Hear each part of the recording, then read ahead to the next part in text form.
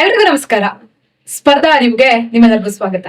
ಇವತ್ ನಾವು vision for Atmanirbhar Bharat in pulses ಅಂದ್ರೆ ಪಲ್ಸಸ್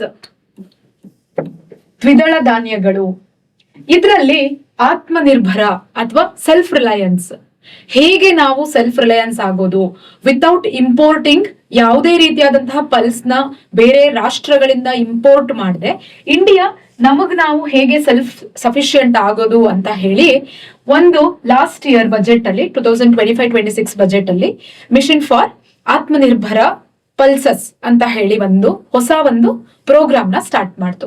ಈ ಪ್ರೋಗ್ರಾಮ್ ಅಕ್ಟೋಬರ್ 2025 ಅಲ್ಲಿ ಇವರು ಜಾರಿಗೆ ತಂದ್ರು. ಮೇಜರ್ ಈ ಪ್ರೋಗ್ರಾಮ್ದು ಏನ್ ಅಂತ ಹೇಳಿದ್ರೆ, ನಾವು ಪಲ್ಸಸ್ಗೆ ಯಾವುದೇ ರಾಷ್ಟ್ರಗಳಿಗೆ ಡಿಪೆಂಡ್ ಆಗಬಾರ್ದು. ಇವಾಗ ನಿಮ್ಗೆ ಅನ್ಸ್ಬೋದು ಎಕ್ಸಾಮ್ ಪಾಯಿಂಟ್ ಆಫ್ ವ್ಯೂ ಇದು ಹೇಗೆ ಇಂಪಾರ್ಟೆಂಟ್ ಆಗುತ್ತೆ ಅಂತ. ಪಲ್ಸ್ ಮೇಲೆ ಅವರು ಇದ್ರದ್ದು ಜಿಯೋಗ್ರಫಿಕಲ್ ಕ್ರೈಟೀರಿಯಾ ಏನೇನ್ ಬೇಕು ಪಲ್ಸ್ಗಳು ಬೆಳೆ ಆಗೋಕೆ ಅಂತ ಕೇಳ್ಬೋದು. ಅದಾದ್ಮೇಲೆ ಎಷ್ಟು ಬಜೆಟ್ ಅಲೋಕೇಟ್ ಆಗಿದೆ ಅಂತ ಕೇಳ್ಬೋದು. ಮತ್ತೆ mission for Atmanirbhar Bharat in pulses ಇದು ಸೆಂಟ್ರಲ್ ಸೆಕ್ಟರ್ ಸ್ಕೀಮಾ ಅಥವಾ ಸೆಂಟ್ರಲಿ ಸ್ಪಾನ್ಸರ್ಡ್ ಸ್ಕೀಮಾ ಅಂತಲೂ ಕ್ವಶನ್ ಕೇಳಬಹುದು.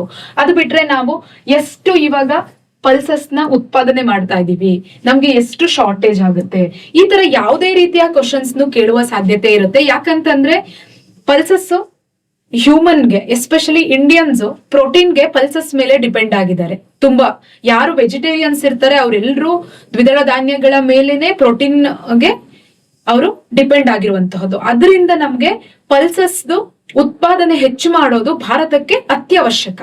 ಅಂಡ್ ಇನ್ನೊಂದೇನಂತಂದ್ರೆ ರೇಟ್ ಜಾಸ್ತಿ ಇರೋದ್ರಿಂದ ಇಂಪೋರ್ಟ್ ಮಾಡ್ಕೊಳ್ಳೋದು ನಮ್ಗೆ ಅದು ಇಂಪೋರ್ಟ್ ಕಾಸ್ಟ್ ಕೂಡ ಜಾಸ್ತಿ ಆಗುತ್ತೆ. ಅದೇ ಇಂಡಿಯಾದಲ್ಲೇ ನಾವು ಎಲ್ಲಾ ರೀತಿಯ ಪಲ್ಸ್ ನ ಉತ್ಪಾದನೆ ಹೆಚ್ಚು ಮಾಡಿದ್ರೆ ನಮ್ದು ಸೆಲ್ಫ್ ರಿಲಯನ್ಸ್ ಅಥವಾ ಸೆಲ್ಫ್ ಸಫಿಶಿಯಂಟ್ ರಾಷ್ಟ್ರವಾಗಿ ನಾವು ಹೊರಹೊಮ್ಮುವುದು when it comes to pulses.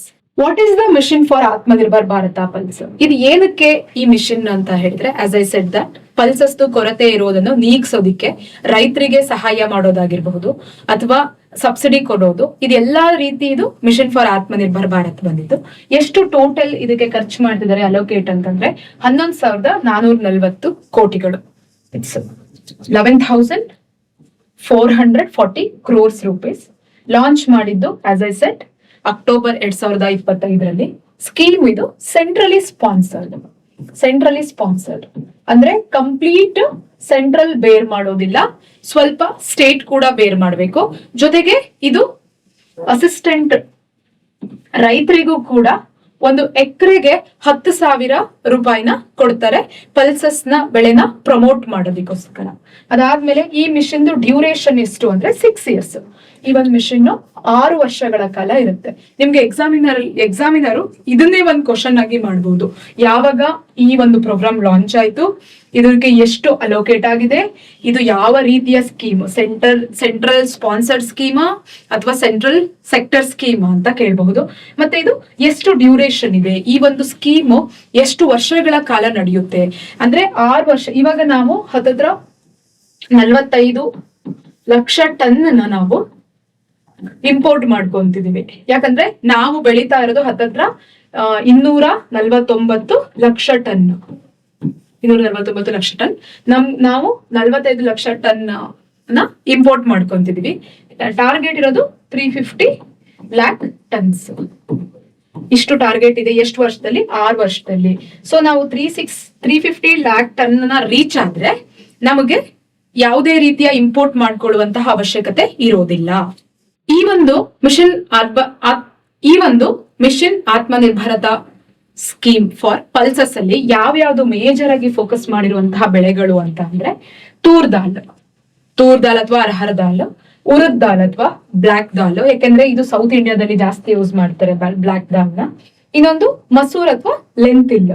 ಇವು 3 ದಾಲ್ಗಳಿಗೆ ಮೇಜರ್ ಆಗಿ ಈ ಒಂದು ಪ್ರೋಗ್ರಾಮ್ ಅಲ್ಲಿ ಫೋಕಸ್ ಮಾಡಿದ್ದಾರೆ. ಅದನ್ನು ಕೂಡ ಎಕ್ಸಾಮ್ ಅಲ್ಲಿ ಕೇಳ್ಬೋದು. Which are the 3 grams are pulses focused in the Atmanirbhar mission for pulses ಅಂತ. ಅವಾಗ ನಿಮಗೆ ಗೊತ್ತಿರಬೇಕು ತೂರ್, ಉರದ್ ಮತ್ತೆ ಮಸೂರ್. ಒಂದೇ ಒಂದು ಟಾಪಿಕ್ ಅಲ್ಲಿ ಹಲವಾರು ಕ್ವಶನ್ಸ್ ನ ಮಾಡ್ಬೋದು. ನಾವು ಆ ಕ್ವಶನ್ ನ ಓದುವಾಗ ಅಥವಾ ವಿಡಿಯೋ ನೋಡುವಾಗ ನಮ್ ತಲೆಗೆ ಏನ್ ಬರ್ಬೇಕಂದ್ರೆ, ಓಕೆ, ಈ ಒಂದು ಟಾಪಿಕ್ ಅಲ್ಲಿ ಯಾವ ತರ ಕ್ವಶನ್ಸ್ ತೆಗಿತಾರೆ, ಎಷ್ಟು ರೀತಿಯ ಕ್ವಶನ್ ತೆಗಿತಾರೆ, ಅಷ್ಟು ನಮ್ಗೆ ನಾಲೆಡ್ಜ್ ಬಂದ್ರೆ ಒಂದು ಸಬ್ ಟಾಪಿಕ್ ಮೇಲೆ we can definitely clear the exam.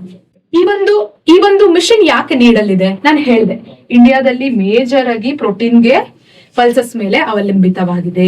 ಅದಕ್ಕೋಸ್ಕರ ಇನ್ನೊಂದೇನೆ ಇಂಪೋರ್ಟ್ ಡಿಪೆಂಡೆನ್ಸಿ. ನಾವು ಇವಾಗ ನೋಡಿ, ಎಲ್ಲಾ ಟೈಮಲ್ಲೂ ಎಲ್ಲಾ ರಾಷ್ಟ್ರಗಳ ಜೊತೆನೂ ನಮ್ ರಿಲೇಶನ್ಶಿಪ್ ಚೆನ್ನಾಗಿರುತ್ತೆ ಅಂತ ಹೇಳಕ್ಕಾಗಲ್ಲ. ಯಾವುದೇ ರೀತಿಯ ಒಂದು ಕೋಲ್ಡ್ ವಾರ್ ಆಯ್ತು ಅಥವಾ ಯಾವುದೇ ರೀತಿಯ ಒಂದು ವಾರ್ ಆಯ್ತು, ಆಗ ಏನ್ ಮಾಡ್ತಾರೆ ಅವರು, ನಮ್ಗೆ ಇಂಪೋರ್ಟ್ ನ ಸ್ಟಾಪ್ ಮಾಡಿದ್ರೆ ನಮ್ಗೆ ಇಲ್ಲಿ ಶಾರ್ಟೇಜ್ ಆಗುತ್ತಲ್ವಾ ಫುಡ್. ಬೇರೆ ಯಾವುದೇ ರೀತಿಯ ಶಾರ್ಟೇಜ್ ಗಳನ್ನಾದ್ರೂ ನಾವು ಒಂದ್ ವೇಳೆ ಮೇಂಟೈನ್ ಮಾಡ್ಬೋದು. ಅದೇ ಆಹಾರ ಪದಾರ್ಥಗಳು ಶಾರ್ಟೇಜ್ ಆದ್ರೆ ಹೇಗ್ ಮೇಂಟೈನ್ ಮಾಡಕ್ಕಾಗತ್ತೆ? ಮೇಜರ್ಲಿ ಇದು ನಾವು ನ್ಯೂಟ್ರಿಷನಲ್ಗೆ ಮೇಜರ್ಲಿ ಇಂಡಿಯನ್ಸ್ ಪಲ್ಸಸ್ ಮೇಲೆ ಡಿಪೆಂಡ್ ಆಗಿದ್ದಾರೆ. ಇನ್ನೊಂದು ನಾವು ಇಂಪೋರ್ಟ್ ಡಿಪೆಂಡೆನ್ಸಿನ ಕಮ್ಮಿ ಮಾಡೋದಕ್ಕೋಸ್ಕರ ಈ ಮಿಷನ್ದು ಒಂದು ಅವಶ್ಯಕತೆ ಇವಾಗ ಇದೆ. ಯಾವುದೇ ಒಂದು ಹೊಸ ಪ್ರಾಜೆಕ್ಟ್ ಅಥವಾ ಪ್ರೋಗ್ರಾಮ್ ಮಾಡಿದಾಗ ಅದಕ್ಕೆ ನಮ್ಗೆ ಆಬ್ಜೆಕ್ಟ್ಸ್ ಇದ್ದೇ ಇರುತ್ತೆ, ಮತ್ತೆ ಟಾರ್ಗೆಟ್ಸ್ ಏನ್ ಮಾಡ್ಬೇಕು ಅನ್ನೋದು ಒಂದಿರುತ್ತೆ. ಇದರಲ್ಲಿ ಮೇನ್ಲಿ ಈ ಒಂದು ಪ್ರೋಗ್ರಾಮ್ದು ಟಾರ್ಗೆಟ್ ಏನಂತಂದ್ರೆ ಏರಿಯಾನ ಎಕ್ಸ್ಪ್ಯಾಂಡ್ ಮಾಡಕ್ಕೆ. ಈಗ ನಮ್ದು 35 lakh ಹೆಕ್ಟೇರ್ ಜಾಗ ಇದೆ, ಕಲ್ಟಿವೇಶನ್ ಎಕ್ಸ್ಪ್ಯಾಂಡ್ ಮಾಡ್ಬೇಕಂತ ಇದ್ದಾರೆ ಟು ರೀಚ್ 310 lakh ಹೆಕ್ಟೇರ್ಸ್. ಈಗ 35 lakh ಹೆಕ್ಟೇರ್ಸ್ ನಾವು ಎಕ್ಸ್ಟ್ರಾ ಮಾಡಿದ್ರೆ ಅದು 310 lakh ಗೆ ರೀಚ್ ಆಗುತ್ತೆ. 310 lakh ಹೆಕ್ಟೇರ್ ನ ರೀಚ್ ಮಾಡಿದ್ರೆ ನಾವು ಟಾರ್ಗೆಟ್ ಮಾಡಿದಂತಹ 350 lakh ಟನ್ ಅನ್ನ ಅಚೀವ್ ಮಾಡಬಹುದು. ಯಾಕಂದ್ರೆ ನಮಗೆ ಇವಾಗ ಆಕ್ಚುಲ್ ಆಗಿ ಶಾರ್ಟೇಜ್ ನಾವು ಪರ್ಚೇಸ್ ಮಾಡ್ತಿರೋದು ಅರೌಂಡ್ 50 lakh ಟನ್ಸ್ ನ ನಾವು ಇಂಪೋರ್ಟ್ ಮಾಡ್ಕೊಂತಿದೀವಿ. ಈಗ ನಾವು 35 ಲಕ್ಷ ಹೆಕ್ಟೇರ್ ಜಾಗದಲ್ಲಿ ನಾವು ಪಲ್ಸಸ್ ನ ಎಕ್ಸ್ಪ್ಯಾಂಡ್ ಮಾಡಿದ್ರೆ ಅವಾಗ ನಮ್ಗೆ ಟೋಟಲ್ 310 lakh ಹೆಕ್ಟೇರ್ಸ್ ಆಗುತ್ತೆ. ಸೊ ಅದರಿಂದ ನಾವು 350 lakh ಟನ್ ಪಲ್ಸಸ್ ನ ನಾವು ಬೆಳಿಬಹುದು. ನೆಕ್ಸ್ಟ್ ಇಂಪೋರ್ಟ್ ನ ರೆಡ್ಯೂಸ್ ಮಾಡೋದು, ಆಸ್ ಐ ಸೆಡ್. ಅಂಡ್ ಎಲ್ಲ ಮೇನ್ ಆಗಿ ಇವಾಗ ಏನ್ ಹೇಳಿ, ಯಾವುದೇ ಒಂದು ಪ್ರೋಗ್ರಾಮ್ ಮಾಡಿದ್ರು ಅದರಿಂದ ರೈತರಿಗೂ ಕೂಡ ಹೆಲ್ಪ್ ಆಗ್ಬೇಕಲ್ವಾ. ಇವಾಗ ಸುಮ್ನೆ ನಾವು ರೈತರಿಗೆ ಯಾವುದೇ ರೀತಿಯಾದಂತಹ ಒಂದು ಉಪಯೋಗ ಇಲ್ಲದೆ ಆ ತರ ಪ್ರೋಗ್ರಾಮ್ ಮಾಡಿದ್ರೆ ಅದು ವ್ಯರ್ಥ ಆಗುತ್ತೆ. ಸೊ ಇದರಲ್ಲಿ ಫಾರ್ಮರ್ಸ್ ಇನ್ಕಮ್ ಕೂಡ ಎಕ್ಸ್ಟ್ರಾ ಆಗುತ್ತೆ. ಇವಾಗ ಇಂಪೋರ್ಟ್ಗೆ ಅಂತ ನಾವು ಸ್ಪೆಂಡ್ ಮಾಡೋ ಮನಿನ ಈ ಫಾರ್ಮರ್ಸ್ಗೆ ನಾವು ಎಕ್ಸ್ಟ್ರಾ ಅಸಿಸ್ಟೆನ್ಸ್ ಆಗಿ ಅಥವಾ ಇನ್ಶೂರೆನ್ಸ್ ಆಗಿ ಕೊಡಬಹುದು. ಇನ್ನೊಂದು ಮೇಜರ್ ಆಗಿ ಆಪರೇಷನಲ್ ಸ್ಟ್ರಾಟಜಿ ಅನ್ನೋದು ಸಾತಿ ಅನ್ನೋ ಒಂದು ಪೋರ್ಟಲ್ ಕೆಳಗಡೆ ಇದು ಆಪರೇಷನಲ್ ಸ್ಟ್ರಾಟಜಿ ಇದೆ. ಸಾತಿ ಪ್ರೋಗ್ರಾಮ್ ಅಂದ್ರೆ ಏನು ಅಂತ ಹೇಳಿದ್ರೆ seed authentication, traceability and holistic inventory. Exam ಅಲ್ಲಿ ನಿಮ್ಗೆ ಸಾತಿದು ಫುಲ್ ಫಾರ್ಮ್ ಕೇಳ್ಬೋದು. ಇವಾಗ ಆಲ್ರೆಡಿ ಕೆಲವು ಎಕ್ಸಾಮ್ಸ್ ಅಲ್ಲಿ ಯಾವ್ದಾದ್ರು ಒಂದು ಪ್ರೋಗ್ರಾಮ್ ನೇಮ್ ಕೊಟ್ಬಿಟ್ಟು ವಿಚ್ ಇಸ್ ರಿಲೇಟೆಡ್ ಅಂತ ಕೇಳಿದ್ದಾರೆ. ಅದು ಒಂದು ರೀತಿಯ ಕ್ವಶನ್ ಕೇಳುವ ವಿಧ ಆದ್ರೆ, ಇನ್ನೊಂದು ರೀತಿ ಫುಲ್ ಫಾರ್ಮ್ ಆಫ್ ಸಾತಿ ಅಂತಾನು ಕೇಳಬಹುದು. ಅವಾಗ ನಿಮ್ಗೆ ಗೊತ್ತಿರ್ಬೇಕು seed authentication, traceability and holistic inventory. ಇದನ್ನ ಮಿನಿಸ್ಟ್ರಿ ಆಫ್ ಅಗ್ರಿಕಲ್ಚರ್ ಮತ್ತು ನ್ಯಾಷನಲ್ ಇನ್ಫಾರ್ಮೆಟಿಕ್ಸ್ ಸೆಂಟರ್ ಇವರಿಬ್ರು ಸೇರಿ ಮಾಡಿದಂತಹ ಒಂದು ಪೋರ್ಟಲ್ ಇದು. ಈ ಪೋರ್ಟಲ್ ಅಲ್ಲಿ ಏನು ಅಂತಂದ್ರೆ, ಯಾವುದೇ ಒಬ್ಬ ಫಾರ್ಮರ್ ಆ ಒಂದು ಪ್ರೊಡ್ಯೂಸ್ ಇಂದ ಹಿಡಿದು ಅದನ್ನ ಮಾರುಕಟ್ಟೆಗೆ ಹೋಗುವ ತನಕ ಆ ಒಂದು ಜಮೀನ್ ಆಗಿರ್ಬೋದು ಅಥವಾ ಆ ಒಂದು ಕ್ರಾಪ್, ಈ ಟ್ರೇಸ್ ನ ಅವರು ಟ್ರೇಸ್ ಮಾಡಬಹುದು. ಏನೇನು ಅದಕ್ಕೆ ಇನ್ಪುಟ್ ಕೊಡ್ತಾ ಇದ್ದಾರೆ, ಹೇಗೆ ಅದು ಬೆಳೆ ಬರ್ತಾ ಇದೆ, ಬೆಳೆ ಬಂದ್ಮೇಲೆ ಅದ್ರದ್ದು ಕಟಾವ್ ಹೇಗಾಯ್ತು, ಅದರಿಂದ ಅದನ್ನ ಎಲ್ಲಿಗೆ ಮಾರಾಟ ಮಾಡಿದ್ರು, ಅದು ಎಲ್ಲದ್ರದ್ದು ಡೀಟೇಲ್ಸ್ ನಮ್ಗೆ ಈ ಸಾತಿ ಪೋರ್ಟಲ್ ಅಂಡರ್ ಅಲ್ಲಿ ಸಿಗುತ್ತೆ. ಅದಕ್ಕೋಸ್ಕರ ಈ mission Atmanirbhar Bharat for pulses ಅಲ್ಲಿ ಸಾತಿ ಪೋರ್ಟಲ್ ತುಂಬಾ ಇಂಪಾರ್ಟೆಂಟ್. ಸೊ ನಿಮ್ಗಿದು ಗೊತ್ತಿರ್ಬೇಕು, ಆಬ್ಜೆಕ್ಟಿವ್ ಗೊತ್ತಿರ್ಬೇಕು ಸಾತಿ ಪೋರ್ಟಲ್ದು, ಅದ್ರ ಜೊತೆಗೆ ನಿಮ್ಗೆ ಫುಲ್ ಫಾರ್ಮ್ದು ಕೂಡ ಗೊತ್ತಿರಬೇಕು. Road map highlight of the pulse mills. ಇದ್ರಲ್ಲಿ ಇನ್ನೊಂದು ಮೇಜರ್ ಆಗಿ ತಿಳ್ಕೊಬೇಕಾಗಿರೋದು ಏನು ಅಂತಂದ್ರೆ, 1000 ಪಲ್ಸ್ ಮಿಲ್ಸ್ ಅಂದ್ರೆ 1000 ಪಲ್ಸ್ ಮಿಲ್ಸ್ ನ ಎಸ್ಟಾಬ್ಲಿಷ್ ಮಾಡ್ತಾ ಇದ್ದಾರೆ. ಅದರಲ್ಲಿ ಹೈಯೆಸ್ಟ್ ಮಧ್ಯಪ್ರದೇಶದಲ್ಲಿ 55 ಇದೆ. ಇದು ಕೂಡ ಕ್ವಶನ್ ಆಗ್ಬೋದು. ಟೋಟಲ್ ಎಷ್ಟು ಪಲ್ಸ್ ಮಿಲ್ಸ್ ನ ಸ್ಟಾರ್ಟ್ ಮಾಡ್ತಾ ಇದ್ದಾರೆ ಅಂಡ್ ಮಧ್ಯಪ್ರದೇಶದಲ್ಲಿ ಎಷ್ಟಿದೆ ಅಂತ. ಯಾಕಂತಂದ್ರೆ ಇತ್ತೀಚೆಗೆ ನಿಮ್ಗೆ ಗೊತ್ತೇ ಇದೆ, ರಾಮ್ಸರ್ ಸೈಟ್ ಬಗ್ಗೆ ಕ್ವಶನ್ ಇತ್ತು, ನಂಬರ್ಸ್ 96 and 4 ಅಂತ. ಈಗ ಆ ತರ ಕ್ವಶನ್ ಕೇಳಿದ್ದಾರೆ ಅಂತಂದ್ರೆ ಹೈಯೆಸ್ಟ್ ಮಧ್ಯಪ್ರದೇಶದಲ್ಲಿ 55 ಅಂಡ್ ಅದರ್ ಸ್ಟೇಟ್ಸ್ ಅಲ್ಲಿ ಟೋಟಲ್ 1000 ಅನ್ನುವಂತಹದ್ದು ಕೂಡ ಒಂದು ಕ್ವಶನ್ ಆಗಿ ಬರುವ ಸಾಧ್ಯತೆ ಇರುತ್ತೆ. ಸೊ ನೆನ್ಪಿಟ್ಕೊಳ್ಳಿ, ಟೋಟಲ್ 1000 ಪಲ್ಸ್ ಮಿಲ್ಸ್ ನ ಎಸ್ಟಾಬ್ಲಿಷ್ ಮಾಡಬೇಕು. ಅದ್ರ ಜೊತೆಗೆ ಮಧ್ಯಪ್ರದೇಶದಲ್ಲಿ ಸ್ಟೇಟ್ ಸ್ಪೆಸಿಫಿಕ್ ಅಪ್ರೋಚ್ ಆಗಿ ಒಟ್ಟು 55 ಪಲ್ಸ್ ಮಿಲ್ಸ್ ನ ಎಸ್ಟಾಬ್ಲಿಷ್ ಮಾಡ್ತಾರೆ. ಇದು ನಿಮ್ಗೆ FPO ಅಂತ ಒಂದು ಕಾನ್ಸೆಪ್ಟ್ ಇದೆಯಲ್ಲ, ಅದರಲ್ಲೂ ಕೂಡ ಈ ಒಂದು ನಿಮ್ಗೆ ಪಲ್ಸ್ ಮಿಲ್ಸ್ ಅದು ಕ್ವಶನ್ ಬರುವ ಸಾಧ್ಯತೆ ಇರುತ್ತೆ. ಸೊ ಇದನ್ನ ಸ್ವಲ್ಪ ನೀವು ನೋಡ್ಕೊಬೇಕು. ಆಸ್ ಐ ಸೆಡ್ ದಟ್ ಪ್ರತಿಯೊಬ್ಬ ಕೃಷಿಕ ಅಥವಾ ರೈತರಿಗೂ ಕೂಡ ಫಿನಾನ್ಷಿಯಲ್ ಅಸಿಸ್ಟೆಂಟ್ ಕೊಡ್ತಾ ಇದ್ದಾರೆ 10,000 ಪರ್ ಹೆಕ್ಟೇರ್. ಸೊ ಇದು ನಿಮ್ಗೆ ಗೊತ್ತಿರ್ಬೇಕು. ಯಾಕಂತಂದ್ರೆ ದಿಸ್ ಫಿನಾನ್ಷಿಯಲ್ ಅಸಿಸ್ಟೆಂಟ್ ಪ್ರತಿಯೊಬ್ಬ ರೈತರಿಗೂ 1 ಹೆಕ್ಟೇರ್ ಪಲ್ಸಸ್ ಬೆಳೆದ್ರೆ ಅವರಿಗೆ 10,000 ಗೌರವಧನಗಳು ಸಿಗುತ್ತೆ. ಈಗ ಪಲ್ಸಸ್ ಅಂತಂದ್ರೆ ಈಗ ನಾವು ಇದು mission for Atmanirbhar Bharat pulses ಅಲ್ಲಿ ನೋಡಿದ್ವಿ. ಬಟ್ ಪಲ್ಸಸ್ ಹೇಗೆ ನಮ್ಗೆ ಯೂಸ್ಫುಲ್ ಅದರಿಂದ ಅಂತ ನೋಡಕ್ ಹೋದ್ರೆ, ಪಲ್ಸಸ್ ಅಲ್ಲಿ ಹೈ ಪ್ರೋಟೀನ್ ಕಂಟೆಂಟ್ ಇರುತ್ತೆ. Almost 20 to 25% of the protein content ನಮ್ಗೆ ಪಲ್ಸಸ್ ಇಂದ ಸಿಗುತ್ತೆ. ಅದು ಮೊದಲನೇದು. ನೆಕ್ಸ್ಟ್ ಫ್ಯಾಟ್ ಕಂಟೆಂಟ್ ಕಮ್ಮಿ ಇರುತ್ತೆ.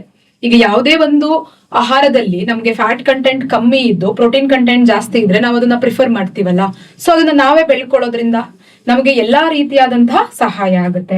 ಅದಾದ್ಮೇಲೆ ಲಾಂಗ್ ಶೆಲ್ಫ್ ಲೈಫ್ ಅಂದ್ರೆ ಇವಾಗ ನೋಡಿ, ನೀವು ಮನೆಗೇನೆ ಯಾವ್ದಾದ್ರು ದ್ವಿದಳ ಧಾನ್ಯಗಳನ್ನ ತಂದ್ರೆ ಅದನ್ನ ಫ್ರಿಡ್ಜ್ ಅಲ್ಲಿ ನೀವು ಸ್ಟೋರ್ ಮಾಡ್ಲಿಲ್ಲ ಅಂದ್ರೂ ಕೂಡ ಆರಾಮಾಗಿ ಸುಮಾರು ವರ್ಷಗಳು ಬರುತ್ತೆ. ಕರೆಕ್ಟ್ ಅಲ್ವಾ? ಸೊ ಶೆಲ್ಫ್ ಲೈಫ್ ಕೂಡ ಜಾಸ್ತಿ ಇದೆ. ಅದಾದ್ಮೇಲೆ fibre rich, fat content low, protein content high, ಮತ್ತೆ ಫೈಬರ್ ಕೂಡ ಜಾಸ್ತಿ ಇರುತ್ತೆ. ಮತ್ತೆ ಮೇಜರ್ ಆಗಿ ನೈಟ್ರೋಜನ್ ಫಿಕ್ಸೇಷನ್ ಅಲ್ಲಿ ಈ ಒಂದು ದ್ವಿದಳ ಧಾನ್ಯಗಳ ಕಾರ್ಯ ಪ್ರಮುಖವಾಗಿರುತ್ತೆ. ಅದ್ ನಮ್ಗೆ ಗೊತ್ತಿದೆ. ನೈಟ್ರೇಟ್ ಇಂದ ನೈಟ್ರೋಜನ್ ಹೇಗಾಗುತ್ತೆ, ನೈಟ್ರೋಜನ್ ಇಂದ ನೈಟ್ರೈಟ್ ಇಂದ ನೈಟ್ರೇಟ್, ಈ ತರ ಎಲ್ಲ ನಿಮ್ಗೆ ಅದು ನೈಟ್ರೋಜನ್ ಸೈಕಲ್ ಅಲ್ಲಿ ನೀವು ಆಲ್ರೆಡಿ ನೋಡಿರ್ತೀರಾ. ಅದಾದ್ಮೇಲೆ ಸಸ್ಟೈನೇಬಲ್ ಕ್ರಾಪ್. ಇದಕ್ಕೆ ಏನಂತಂದ್ರೆ ನಿಮ್ಗೆ ಹೆಚ್ಚು ಜಾಸ್ತಿ ಇದು ಮಳೆ ಬೇಕಾಗಿಲ್ಲ ಅಥವಾ ನೀರ್ ಬೇಕಾಗಿಲ್ಲ, ಹಂಗಾಗಿ ಇದೊಂದು ಸಸ್ಟೈನೇಬಲ್ ಕ್ರಾಪ್. ಇದು ಪಲ್ಸಸ್ ಬಗ್ಗೆ ನಿಮ್ಗೆ ಕ್ಲೈಮ್ಯಾಟಿಕ್ ರಿಕ್ವೈರ್ಮೆಂಟ್. ಇವಾಗ ಫಾರ್ ಎಕ್ಸಾಂಪಲ್ ಕಾಫಿ, ಟೀ ಇದ್ರ ಬಗ್ಗೆ ಆಲ್ರೆಡಿ ಕ್ವಶನ್ ಆಗಿದೆ ಎಕ್ಸಾಮ್ ಅಲ್ಲಿ. ಟೀ ಬಗ್ಗೆ ಕ್ವಶನ್ ಕೇಳಿದ್ದಾರೆ, ಕಾಫಿ ಬಗ್ಗೆ ಕ್ವಶನ್ ಕೇಳಿದ್ದಾರೆ, ಜಿಯೋಗ್ರಫಿಕಲ್ ಕಂಡೀಷನ್ಸ್ ಏನೇನ್ ಇರ್ಬೇಕು ಅಂತ. ಈಗ ನೆಕ್ಸ್ಟ್ ಪಲ್ಸಸ್ ನ್ಯೂಸ್ ಅಲ್ಲಿ ಇರೋದ್ರಿಂದ ಇವಾಗ ಎಲ್ಲಾ ಜಿಯೋಗ್ರಫಿಕಲ್ ಕಂಡೀಷನ್ ಕೊಟ್ಬಿಟ್ಟು ಈ ಒಂದು ಜಿಯೋಗ್ರಫಿಕಲ್ ಕಂಡೀಷನ್ ಯಾವ ಬೆಳೆಗೆ ಸೂಟೇಬಲ್ ಇದೆ ಅಂತಾನು ಕೇಳುವ ಸಾಧ್ಯತೆ ಇರುತ್ತೆ. ಅವಾಗ ನಿಮಗೆ ಗೊತ್ತಿರ್ಬೇಕು ಟೆಂಪರೇಚರ್ ರೇಂಜ್ 20 ರಿಂದ 27 ಡಿಗ್ರಿ ಸೆಲ್ಸಿಯಸ್. ಇದು ಮೇಜರ್ ಟೆಂಪರೇಚರ್. ನೆಕ್ಸ್ಟ್ ರೈನ್ಫಾಲ್ ಎಷ್ಟು? ರೈನ್ಫಾಲ್ ನೋಡಿ ಎಷ್ಟು ಕಮ್ಮಿ, 25 to 60 ಸೆಂಟಿಮೀಟರ್ ಇದ್ರೂ ಸಾಕು. ಅಂದ್ರೆ ಸಿರಿಯಲ್ಸಿ ಕಂಪೇರ್ ಮಾಡಿದ್ರೆ ಇದಕ್ಕೆ ರೈನ್ ಕಮ್ಮಿ ಇದ್ರೂ ಸಾಕಾಗುತ್ತೆ. So that is the major thing. ಇಂತಹ ಒಂದು ಪಲ್ಸ್ ಪ್ರೋಗ್ರಾಮ್ಸ್ ಎಲ್ಲ ಸಕ್ಸಸ್ ಆಗೋದಕ್ಕೆ ರೀಸನ್ ಏನಂತಂದ್ರೆ ಇದನ್ನ ಡ್ರೈ ಲ್ಯಾಂಡ್ ಅಲ್ಲಿ ಕೂಡ ನಾವು ಬೆಳಿಬಹುದು. ಇದಾದ್ಮೇಲೆ ನೆಕ್ಸ್ಟ್ ಸಾಯಿಲ್ ಪ್ರಿಫರೆನ್ಸ್. ಯಾವ ರೀತಿಯಾದಂತಹ ಒಂದು ಮಣ್ಣನ್ನ ಈ ಒಂದು ದ್ವಿದಳ ಧಾನ್ಯಗಳು ಪ್ರಿಫರೆನ್ಸ್ ಮಾಡುತ್ತೆ ಅಂತಂದ್ರೆ sandy loamy soil with good drainage ideal. ಒಂಥರ ಸ್ಯಾಂಡಿ ಲೋಮಿ ಸ್ಯಾಂಡ್ಸ್ ನಿಮ್ಗೆ ಗೊತ್ತೇ ಇದೆ. ಸೊ ಅದನ್ನ ಇದು ಪ್ರಿಫರ್ ಮಾಡುತ್ತೆ. ಅಂದ್ರೆ ಈ ತರ ಅಂಟಿರೋ ಮಣ್ಣು ಇದಕ್ಕೆ ಈ ದ್ವಿದಳ ಧಾನ್ಯಗಳಿಗೆ ಬೇಕಾಗಿರೋದಿಲ್ಲ. Next one year round cultivation. ನೀವು ಯಾವಾಗ ಬೇಕಿದ್ರು ಈ ಒಂದು ಜಿಯೋಗ್ರಫಿಕಲ್ ಕಂಡೀಷನ್ಸ್ ಇದ್ರೆ, ಕ್ಲೈಮ್ಯಾಟಿಕ್ ಕಂಡೀಷನ್ಸ್ ಇಯರ್ಲಿ ಯಾವಾಗ ಬೇಕಿದ್ರು ಬೆಳಿಬಹುದು.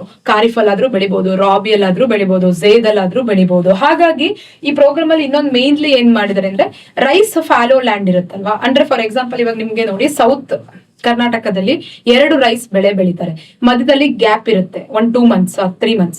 ಆ 3 months ಅಲ್ಲಿ ಕೂಡ ಪಲ್ಸಸ್ ನ ಬೆಳಿಬಹುದು. This is all about the Atmanirbhar mission for pulses. ಇದರಿಂದ ಯಾವ್ಯಾವ ರೀತಿ ಕ್ವಶನ್ ಕೇಳಬಹುದು ಅಂತ ನಾನು ಮೆನ್ಷನ್ ಮಾಡಿದೀನಿ. ಯಾರ್ಯಾರು ಈ ಕ್ಲಾಸ್ ನೋಡ್ತಿದ್ದೀರಾ ಅವರೆಲ್ಲ ಶಾರ್ಟ್ ಆಗಿ ಒಂದು ನೋಟ್ಸ್ ಮಾಡ್ಕೊಳ್ಳಿ. ಎಕ್ಸಾಮ್ ಟೈಮ್ ಅಲ್ಲಿ ನಿಮ್ಗೆ ರಿವಿಷನ್ ಮಾಡ್ಬೋದು. ಬಿಕಾಸ್ ಆಲ್ಮೋಸ್ಟ್ ಪಲ್ಸ್ ಬಗ್ಗೆ ಈ ಸಲ ಒಂದು ಕ್ವಶನ್ ನ ಕೇಳುವ ಸಾಧ್ಯತೆ ಹೆಚ್ಚಿರುತ್ತೆ. ಸೊ ಹಾಗಾಗಿ thank you one and all.